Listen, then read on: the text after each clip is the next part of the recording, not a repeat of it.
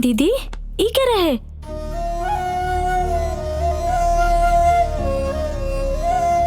ये हमारी जिंदगी के सबसे बड़ा भूल रहे। एक नादानी की सजा हम आज तक भोग रहल बानी। ई प्यार हमरा के हमार बाबा और हमार परिवार से दूर कर देलस।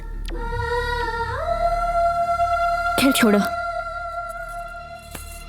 तू हमरा के एगो खानदानी और संस्कारी लड़की लागत बाड़ू।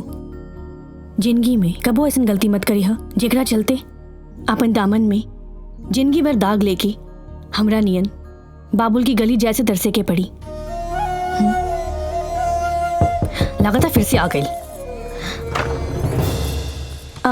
शिल्पा जी। अच्छा एक बात बतावा, वो मजनू के रहे? मैडम जी, वो चंदन शर्मा रहल हा। दीदी वो विधायक के बेटा है। ओ अच्छा, तू लोग जा। जी दीदी जी चलो। शिव नारायण शर्मा। आज हमारे बेटा पूरा जिला जवार में हमारा नाम रोशन करके आल बिया। पूरा जिला जवार में एक के दिन में एगो औरत से पिटाइल, एगो मर्द से पिटाइल। वाह! अब विधायक जी, अब नेता नूतिक लड़का न पिटाई है तो क्या लड़का पिटाई है?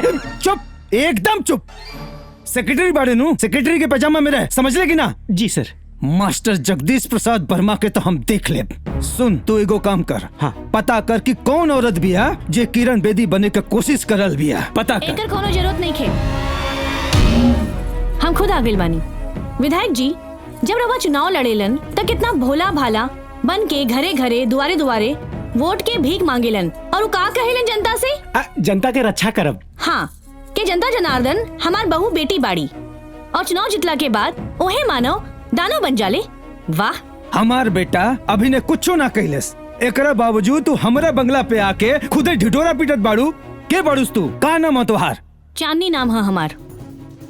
सब केहू कितना इज्जत से राउर नाम लेविलन और राउर बेटा राउर इज्जत के माटी में मिला रहल बा। तनी एकरा के समझाई कि आजकल के पढ़ल लिखल लड़की हिम्मत वाली हो गइल बा, आपन हिफाजत खुद कर सकेलन। केहू दिन पासा पलट गइल ना तो राउर केहू के मुंह दिखावे के लायक न रह जाइब।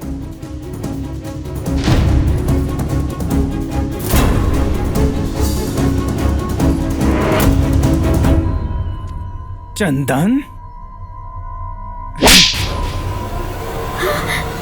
तू हमरा नाम पर कॉलेज में लफुआगिरी करेला? कान खोल के तू एगो बात सुन ल। बिहान जाके अगर तू लड़की से माफी न मांगला तो बिहान से तोहार कॉलेज जाई बंद। याद रखियो, बिहान मतलब बिहान।